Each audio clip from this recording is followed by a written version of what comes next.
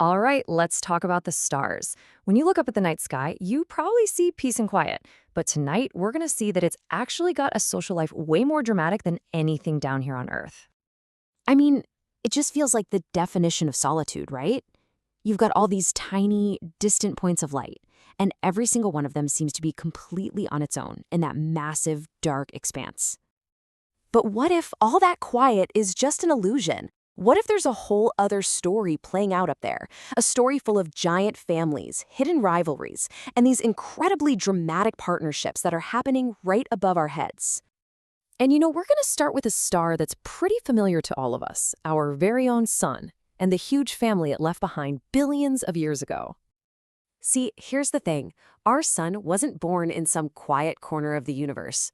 Just like most stars, it came from a super busy stellar nursery, a gigantic swirling cloud of gas and dust. So it was part of this enormous family, born right alongside somewhere between 1,000 and maybe even 10,000 other stars, all of them popping into existence from the exact same cosmic cloud. So you might be asking, how in the world do we find these long-lost siblings? Well, astronomers basically become cosmic detectives. They use something called spectral analysis to read a star's unique chemical fingerprint. It's like its birth certificate. And by hunting for a match to our suns, they've actually found a potential sibling already, a star called HD 162826, about 110 light-years away from us. But this family didn't stick together. Over the course of about 500 million years, the immense gravitational pull of the Milky Way just pulled them apart.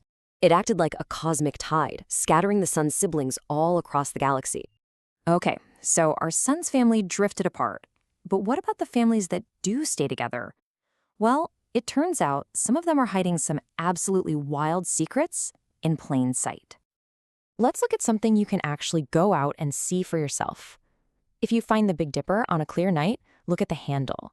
There's a pair of stars there, Mizar and Alcor, and people have been staring at them for centuries.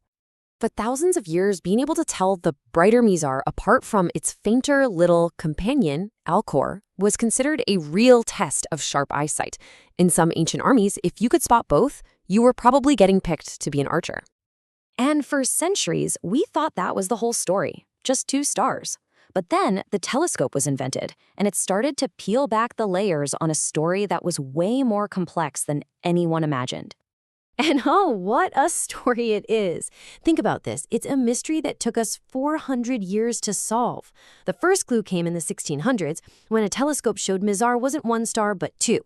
Then in 1889, the plot thickens. We realize the first one, Mizar A, is also a pair. Then, not to be outdone, in 1908, we find out its partner, Mizar B, is also a binary. And the final twist? It wasn't until 2009 that we found out that even quiet little Alcor has its own tiny companion hiding there. So, get this. That simple two-star vision test is actually a complex, gravitationally bound six-star system. It just goes to show how much can be hiding in what looks like a single point of light. Now, the Mizar system is a surprisingly stable family, but not all stellar relationships are quite that peaceful. Let's take a look at what happens when partners get a little too close for comfort. So, to really get what's going on, we need to understand a key concept, the Roche lobe. The easiest way to think about it is it's a star's personal space bubble. It's the zone of gravitational influence around a star when it has a partner. Now here's where it gets interesting. As stars get older, a lot of them swell up into red giants. And if they're in a close pair, their expanding outer layers can start to push right past the boundary of their personal space. And when that happens, you get something called mass transfer. Material from that big, bloated star starts spilling over onto its smaller companion. I mean, one star literally starts feeding on its partner. It's wild. And this whole process helps us solve some really strange cosmic puzzles, like the famous Algol paradox. See, the basic rule for stars is pretty simple. The heavier a star is, the faster it burns through its fuel and ages. But in the Algol system, astronomers saw the exact opposite. The less massive star was the one that was older and more evolved. It just didn't make any sense. The solution, of course, is mass transfer. That older, smaller star is more evolved because it used to be the heavyweight of the pair.